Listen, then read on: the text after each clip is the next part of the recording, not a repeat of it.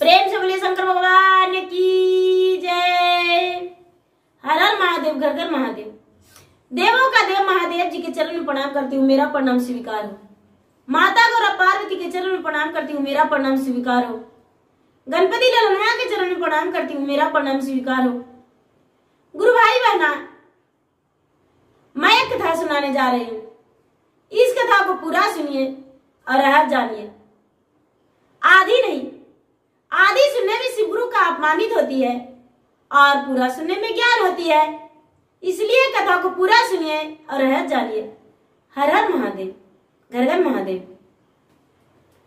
गुरु भाई बहना, एक राज में हंसराज नाम के एक राजा थे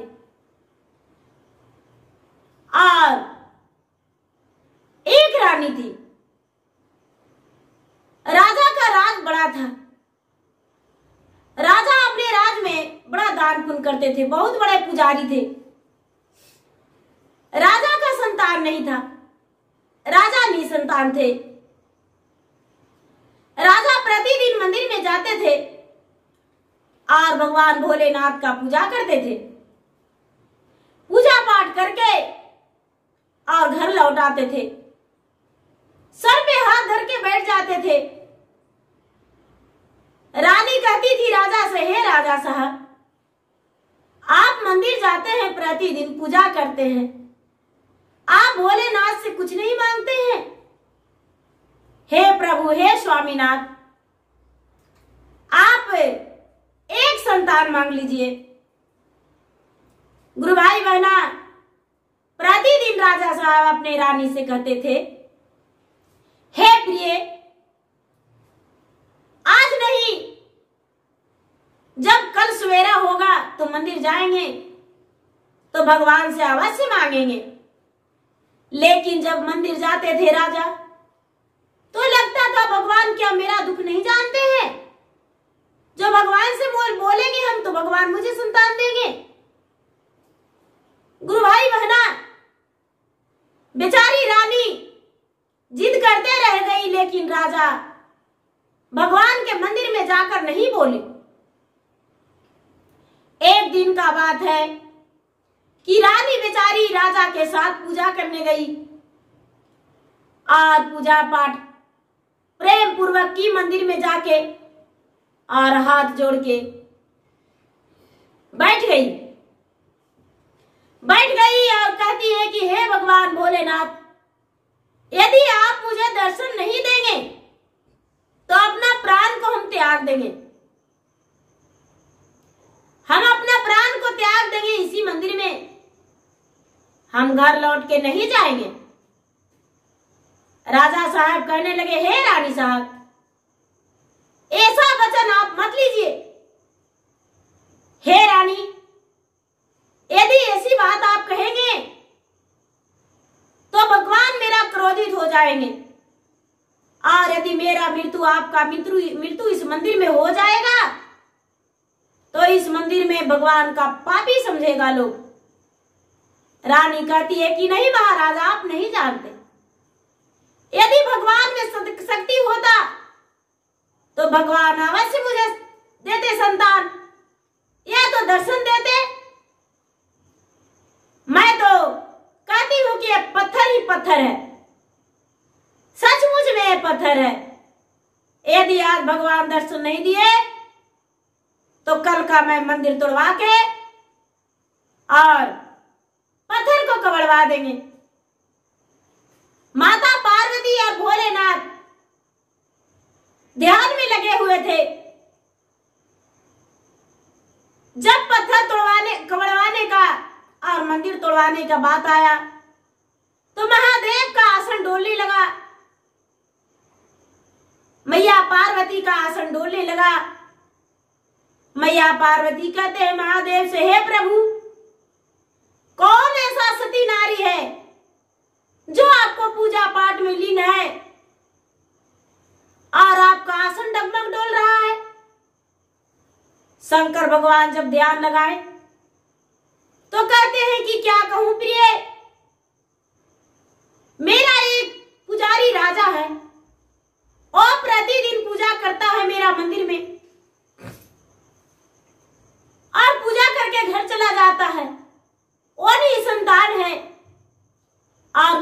मंदिर में संतान मांगने आया है। पार्वती कहते हैं कि महाराज, आप उसे संतान क्यों नहीं देते हैं? आप अंधे का भी संतान देते हैं, कुड़िए का भी संतान देते हैं, पागलों का भी संतान दे देते हैं, लेकिन उतने बड़े पुजारी राजा को क्यों नहीं संतान दिए? महादेव कहते हैं, क्या कहूं, उसका अंश में संतान है ही नहीं। जब राजा इससे पिछले जन्म में मनुष्य तन में था तो एक बहुत बड़ा हत्यारा और पापी था, और उसी कारण इस जन्म में राजा को दंड भुगतना पड़ रहा है। राजा निसंतान है, हम कैसे उसे संतान दे? इतना बात सुनते ही पार्वती कहते हैं, हे महाराज, अब हम कुछ नहीं कर सकते, आपकी मर्जी। महादेव बोले तो ठीक है, मुझ पे छोड़ दीजिए। गुरु भाई बहना, राजा और रानी के पूजा से भगवान चले गए मंदिर में, दर्शन दे दिए राजा को, और राजा बोले हे महाराज, हे प्रभु, मैं भी संतान हूं, मुझे संतान चाहिए। महादेव बोले कि हे राजन, आज नहीं, हम कल कहेंगे, आप कल जब आएंगे तभी हम इसका प्रश्न का उत्तर दे सकते हैं। गुरु भाई बहना, महादेव चले गए ब्रह्मा जी के पास और जाकर कहने लगे कि हे ब्रह्मदेव, मृता भुवन में एक राजा है, वो मेरा भक्त है, क्या उसका अंश में संतान नहीं है? ब्रह्मा जी देखने लगे उनका कर्म के, तो कहते हैं कि नहीं महादेव, उनका अंश में तो कोई संतान है ही नहीं। हाथ जोड़कर विनती किए महादेव, हे प्रभु, आप एक संतान उसे दे दीजिए। उनकी पत्नी जो है बहुत अच्छी है, और उनका जो पत्नी है वो दिल का निर्मल है, सच्चा दिल का है, वो मर जाएगी। ब्रह्मा जी नहीं माने। गुरु भाई बहना, भोलेनाथ उदास लौट गए और मंदिर में जाकर राजा से बोले, हे राजा साहब, आपका अंश में कोई संतान नहीं है, आप निसंतान ही रहोगे। राजा रानी दोनों लौट गए, घर जाकर उदास रहने लगे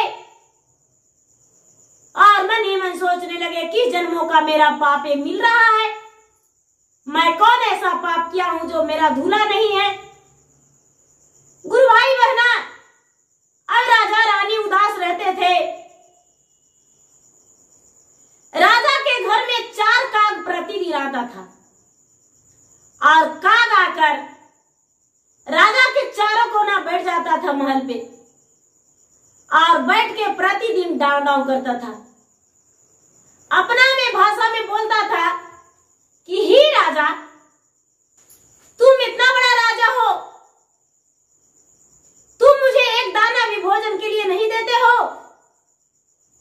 इतना बड़ा राजा हो, इतना तुम्हारे पास धन है, लेकिन हम लोग पक्षी है तो क्या भूखे रहते हैं और भूखे चले जाते हैं। गुरु भाई बहना, राजा रानी तो समझते ही नहीं थे उसका भाषा। काग प्रतिदिन डाव डाव करके चला जाता था। एक दिन का बात है कि काग का छोटा बच्चा था, अपने बच्चे को उड़ा रहा था काग।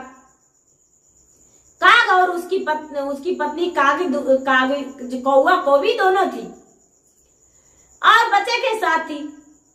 तो बच्चा का सारा जगह पे भोजन मिला, राजा के पास नहीं मिला। बच्चा कुछ नहीं बोला। उसके माता पिता बोले, हे बेटा, ये राजा तो जरूर है, लेकिन इसके घर कभी नहीं भोजन मिलता है। हर बार हम उदास ही जाते हैं। गुरु भाई बहना, काग जो था, काग भगवान का पुजारी था। प्रतिदिन महादेव का दर्शन किए बिना भोजन नहीं करता था। अपना घोंसले से निकल के और महादेव का दर्शन करता था। सूर्य देव का प्रणाम करके उसके बाद ही अन्न खाता था। गंगा में डुबकी लगा के स्नान करता था। गुरु भाई बहना, छोटा वाला काग बोला, पिताजी आप नहीं जानते हैं, ऐसा है कि ये घर में बच्चा नहीं है, इसी कारण हम लोग का अन्न नहीं मिलता है। गुरु भाई बहना, चारों काग और उसका एक बच्चा, पांचों काग जाके मंदिर में बोला भगवान से, हे शिव भोलेनाथ, राजा क्यों है निसंतान, उसका संतान दीजिए। गुरु भाई बहना, महादेव बोले, उसका संतान कैसे दे सकते हैं, उसका अंश में संतान नहीं। पांचों काग उड़कर इंद्रलोक चला गया और इंद्रदेव से, ब्रह्मा जी से, विष्णु जी से विनती किया। और जो कौवा थी, उनकी पत्नी कौवी, वो बोली, हे प्रभु, जितना संतान मेरा है उसमें से मेरे हिस्सा का एक संतान कम कर दीजिए और मेरा ही अंश का संतान राजा को दे दीजिए। गुरु भाई बहना, ब्रह्मा जी स्वीकार कर लिए, विष्णु जी स्वीकार कर लिए, इंद्रदेव स्वीकार कर लिए और बोले, जाओ तुम चला जाओ, लेकिन इतना तुम क्यों कोशिश कर रहा है। काग बोला, हे महाराज, सबके द्वार पे जाते हैं तो अन्न मिलता है, कटोरी में भात मिलता है, रोटी का टुकड़ा मिलता है, अन्न छीटा हुआ मिलता है, लेकिन राजा के द्वार पे तो कुछ मिलता ही नहीं है। राजा का संतान रहेगा तो मुझे भोजन मिलेगा। गुरु भाई बहना, भगवान ने मस्तु बोल दिए। काग लौट कर चला गया और प्रतिदिन घोंसले से निकल के राजा के महल पे जाता और दिन जोड़ता कि हे भगवान, कब 9वां महीना पूरेगा कि रानी का ओद्र से बच्चा जन्म लेगा और बच्चा बड़ा होगा तो राजा के द्वार पे मुझे भोजन मिलेगा। गुरु भाई बहना, कुछ दिन के बाद रानी गर्भवती रह गई और राजा को जानकर बहुत खुशी मिला। राजा बड़े खुश थे और जब 9वां महीना हुआ तो 9वां महीना के बाद एक सुंदर पुत्र जन्म लिया। पुत्र के छठियारी में सारा लोग, देवी देवताओं जुटे, राजा प्रजा सब जुटे, भोजन किए और भोजन करके अब जो लौटने लगे तो महादेव सबसे पीछे गए राजा के घर भोजन करने।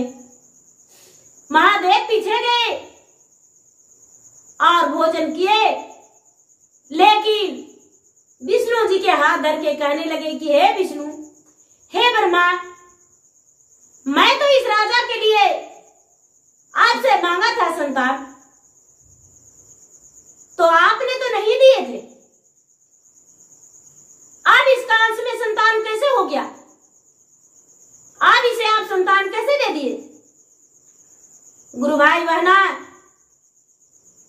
कहते हैं ब्रह्मा जी, विष्णु जी, इंद्रदेव, हे शंकर जी, आप नहीं जानते हैं, आपका सचमुच में भोला नाम है तो आप भोले हैं, गांजा और भांग के नशे में बाउर रहते हैं, आपको तो दिन नहीं दिखता और रात नहीं दिखता।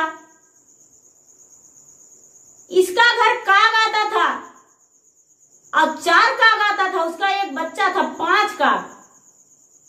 तो जो काग का पत्नी थी, कौवा की पत्नी कौवी, तो अपना अंश के हिस्सा दी है, अपना बच्चा, एक बच्चा कम करने को बोली है कि मेरा अंश का काट दीजिए, बच्चा एक कम कर दीजिए और राजा के दे दीजिए, राजा के रानी का ओद्र से जन्म लेगा और उसे उसका घर में मेरा भोजन मिलेगा।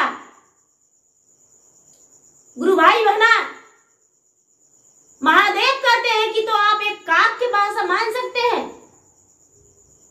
लेकिन मैं इतना बड़ा हूं, मेरा नहीं।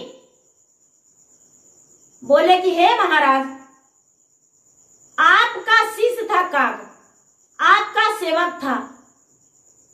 अब यदि जो काक का बात हम नहीं मानते तो आपका पूजा कौन करता? वो तो इसीलिए आया था कि भगवान के हम प्रतिदिन पूजा करते हैं, और वही भावना से आया इंद्रलोक।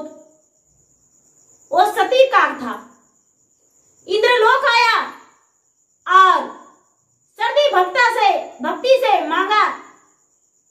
यदि नहीं देते तो आपका मान सम्मान चला जाता।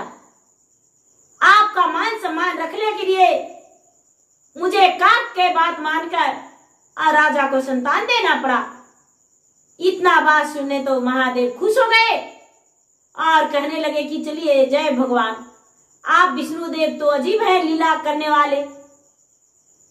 चलिए, अच्छा है। अब गुरु भाई बहना, राजा के घर में धीरे धीरे वो बच्चा बढ़ने लगा, पलने लगा। अब जब खाने लायक हुआ तो माँ उसको कटोरी में दूध भात देती और बच्चा थोड़ा मोड़ा खाता और बाहर कटोरी में दूध भात छोड़ देता।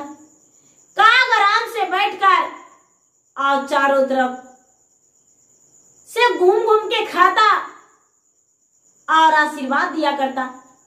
हे भगवान, हे महाराज, राजा के एक पुत्र और हो जाए। राजा के एक पुत्र दिया तो इतना अन्न मिला, राजा के एक पुत्र और हो जाए। गुरु भाई बहना, ये बच्चा बड़ा हो गया। राजा के द्वार पे अन्न कम मिलने लगा काक को। फिर से इंद्रलोक गया, फिर से जाके भगवान से मांगा। काक चुप के पत्नी फिर बोली कि महाराज, मेरा एक संतान और कम कर दीजिए और मेरा उम्र कम कर दीजिए। मेरा उम्र जो है, मेरा जो अंश काट के दीजिएगा संतान, उसी का लगा दीजिएगा, मेरा उम्र उस पे लग जाए और मेरा एक संतान कम कर दीजिए। राजा का 2 संतान हो गया और काग का उम्र भर भोजन नहीं कमा। काग जब जाता राजा के द्वार पे और राजा के द्वार पे काग जाने लगा तो रानी भी खुश होने लगी और कहने लगी कि चलिए, ये काग जो है, काग जब से आया है, जब से मेरा घर में बढ़ंती हो रहा है, मेरा घर में पुत्र का प्राप्ति हुआ, कभी हम दुखी नहीं रहे। गुरु भाई बहना, रोटी तोड़ के रानी फेंक देती थी, बच्चे का बहाने थोड़ा सा चावल भी गिरा दिया करती थी। अब रानी जो थी, रानी प्रसन्न रहती थी, रानी खुश रहती थी। रानी का जुड़वा पुत्र हो गया, 2 बेटे हो गया। अब संसार में उससे ज्यादा क्या खुशी चाहिए रानी को और राजा को। राजा के प्रजा भी बड़े खुश थे कि राजा साहब का 2 पुत्र हो गया। लेकिन गुरु भाई बहना, रानी मंदिर नहीं जाना छोड़ी भोलेनाथ के। भोलेनाथ खुद स्वयं दर्शन देकर बोले कि आपका पुत्र नहीं होगा, लेकिन फिर भी मंदिर नहीं छोड़ी।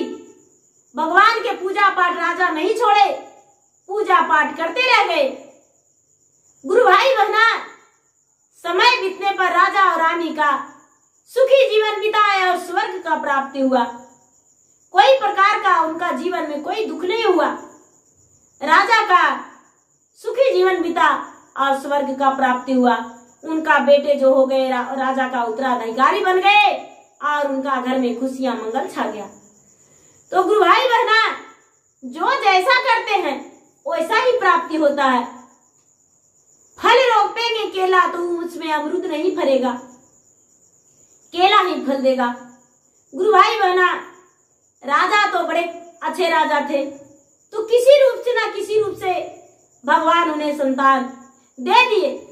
निसंतान उन्हें नहीं रखे, असंतान का प्राप्ति हो ही गया। तो गुरु भाई बहना, दरवाजे पे यदि काग कोई पक्षी आता है तो उसे कोई ढेला या कोई ऐसा डंडा फेंक कर मत मारिए, प्यार से थोड़ा सा दाना दे दीजिए। जिसमें वो चुगले और उसका पेट में अन्न हो जाए कि आशीर्वाद देकर दरवाजे से जाए। क्योंकि किसका बात किस पे लग जाता है वो कोई नहीं जानता। इसीलिए कभी किसी को दुखी नहीं करना चाहिए। तो गुरु भाई बहना, मेरा वीडियो अच्छा लगे तो इसे लाइक कीजिए, शेयर कीजिए, सब्सक्राइब कीजिए और बेल आइकन घंटी को जरूर दबाइए और कमेंट बॉक्स में हर हर महादेव जरूर लिखिए। गुरु भाई बहना, मैं इंस्टाग्राम पे भी हूँ, मैं फेसबुक पे भी हूँ। मेरा फेसबुक पे फॉलो कीजिए, इंस्टाग्राम पे फॉलो कीजिए, लाइक कीजिए, शेयर कीजिए। धन्यवाद। हर हर महादेव, घर घर महादेव।